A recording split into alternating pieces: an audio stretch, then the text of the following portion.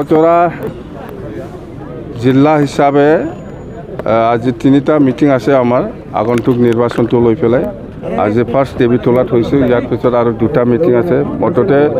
BPF দলৰ হৈ পেলাই আমি যেটো প্ৰচাৰ অভিযানত যেটো দেখিবলৈ পাইছে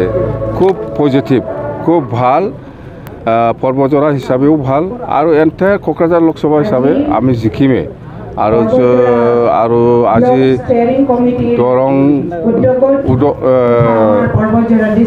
দৰং ওদালগুৰি যেটো লোকসভা ইয়াতো ভোট হৈ আছে এতিয়া আমি যিখিনি পাই আছো মজতে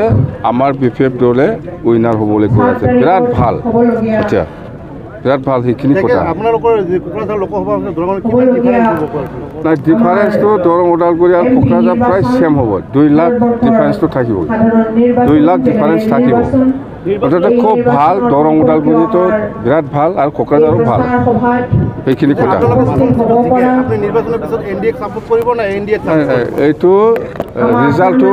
ৰিজাল্টটো আহক আগত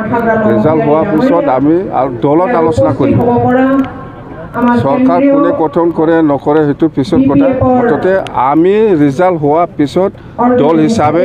বহিম ইয়ার পিছত আমি সিদ্ধান্ত লম পর্বতত খাম্পা বৰগৰে আহি আপোনাৰ বিৰুদ্ধে বহুত তাৎপৰ্যৰ মন্তব্য কৰিছে আপুনি এই দুধ খাবলৈ আহে পৰ্বতত আৰু মদ খাই বুলি তাৎপৰ্যৰ মন্তব্য কৰিছে এইটো আপোনাৰ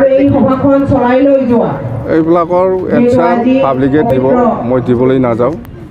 মই পৰ্বতৰাত কিয় কাৰণে আহে নাহে হেতু পৰ্বতৰা ৰাইজে ৰিপ্লাই দিব আৰু দেখা গৈছে যে আপুনি মানুহক মাটি দিব পৰা নাই দিব পৰা নাই প্ৰমোদ বড়ো মাটিৰ পাট্টা দিব পৰা নাই ই দিয়া নাই আমি 17 বছৰত বহুত মানুহৰ মাটিৰ পাট্টা দিয়াইছে আৰু দিব